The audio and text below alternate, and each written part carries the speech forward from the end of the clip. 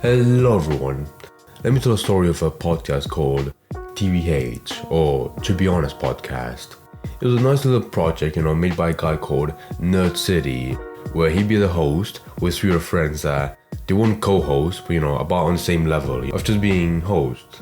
You had Colossal Crazy, Dolan Dark, and Paracynical, whom out of those, those four people, him, Paracynical, he was probably the biggest one that when his podcast would start, he would bring in the most fans because, he's the biggest and the most active.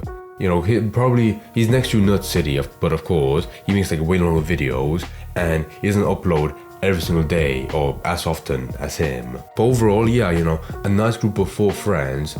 They all like each other, they all know their shit. It'd be, plenty of room for great, good conversations. So the first episode, pretty goddamn good. The second one, still pretty good. The third one, it's alright.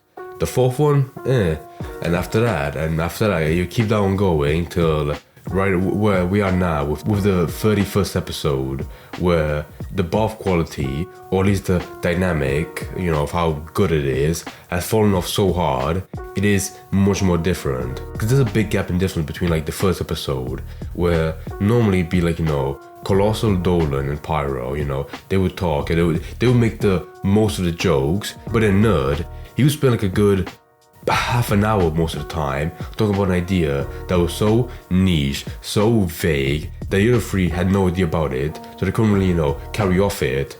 And in a podcast with friends, where comedy is, a slight factor, like a subgenre almost to it, you do need a topic that everyone knows about and they could play off, like just jokes. And that would carry on for multiple episodes, where it'd always be like the same result. You talk about it for half an hour, half of the episode, just go on about it, no pauses, like no one interrupting him. And then by the end, those three guys, they would change the topic because they don't care about that previous one. They need something else that they know about and make jokes about. But weird or unread matchings in podcasts are very common, not that big of a deal. In this case, he started a podcast, so he didn't have full control, but he had a major share in it. And he really wanted his podcast to do well. So one of the things he started, or he made in preparation when it first started, like 2 years ago, he made a Patreon. You could sub to it, you could get your private episodes, just for you to listen, and a Discord server.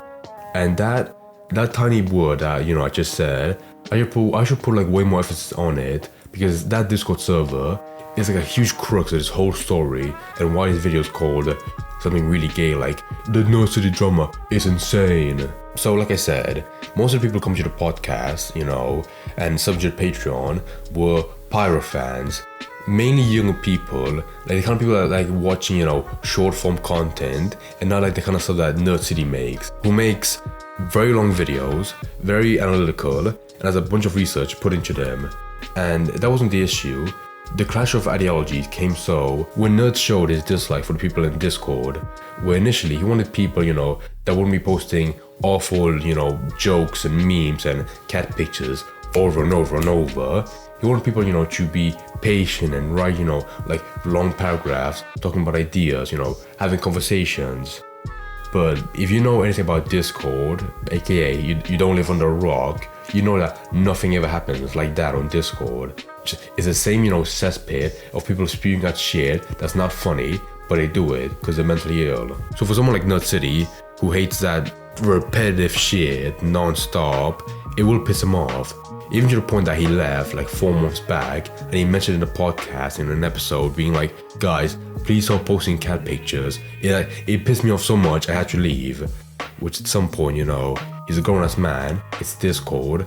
I don't see how a picture of a cat, as generic as it may be, I don't see how a picture of a cat would piss you off to the point that you leave your own Discord. Which didn't stop there. The closer you get to the story being in the present, the more you can see his growing hatred for the Discord server and the other co-hosts, his friends. Because in leaks of screenshots of people posted of the Discord server, like even private ones, where it was all for them and more promoted people, he outright calls them cowards because they can't manage their own Discord server or the communities for basic stuff like not banning people who post cat pictures.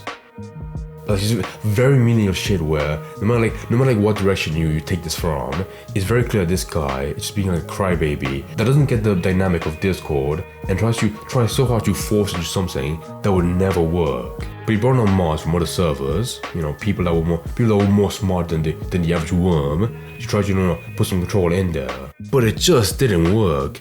Like, his mods and himself show no respect, and outright, they say stuff that they know full well that Paris fans or just anyone on the internet would be upset over. Like, at some point, just calling people fags, faggots, retards, like saying buzzwords that he knows, will make the woke babies cry over it. Fucking pussies. So that's why we have people calling Nut City transphobic. Well, even though I don't believe he is, I do have to admit, he is intentionally saying stuff that will get people to call him that.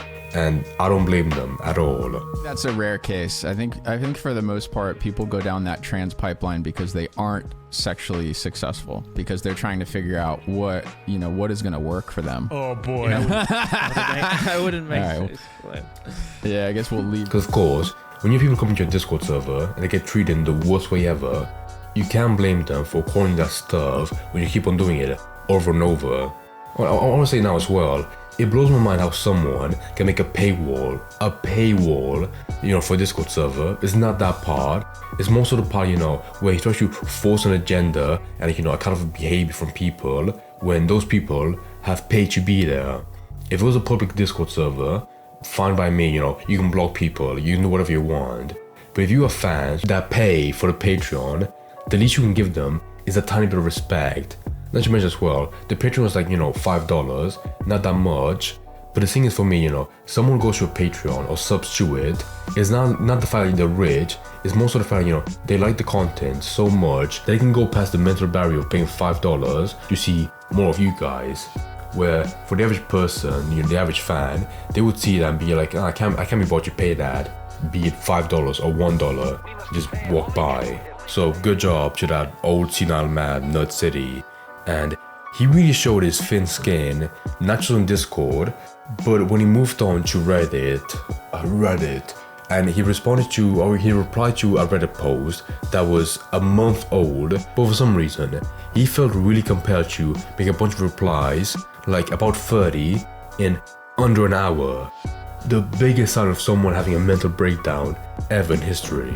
And the irony, his Reddit handle is paging Dr. Downvote, and every single reply he made is downvoted to absolute oblivion. And they're all so fucking dumb. It's like incredible someone can make so many dumb replies in under an hour that quickly. Like, one really good example that he made to someone was saying something like, it actually feels like a 2014 reply, like so old. Do you struggle with nuance in every subject? It's just all binary to you? What about genders? I bet you understand that spectrum. No. Like, what? Why? Why would you say that? Why?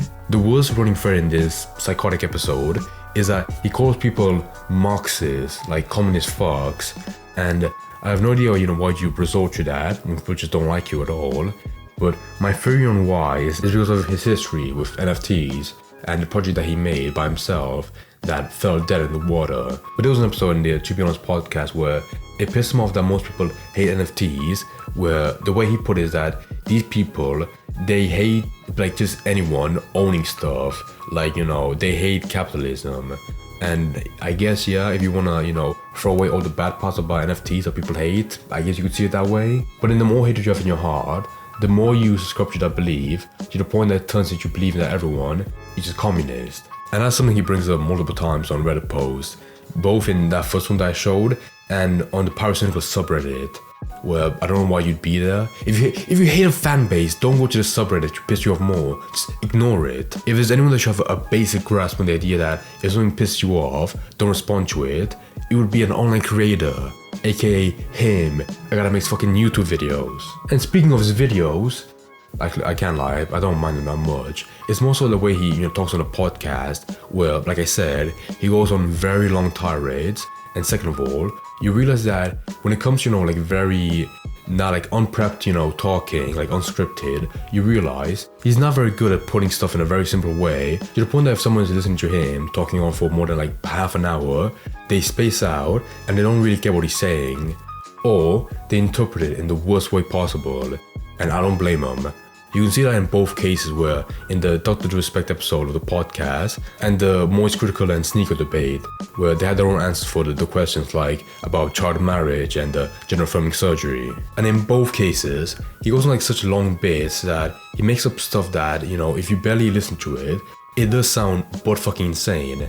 In that Dr. Disrespect one, he made like a theory on how the woke agenda in Twitch is forcing people like, you know, masculine white guys like the dog to be kicked out and be replaced with, you know, with other people, more leftist streamers like Astro Speed and Kai Cenat, you know, gotta make room for the black streamers.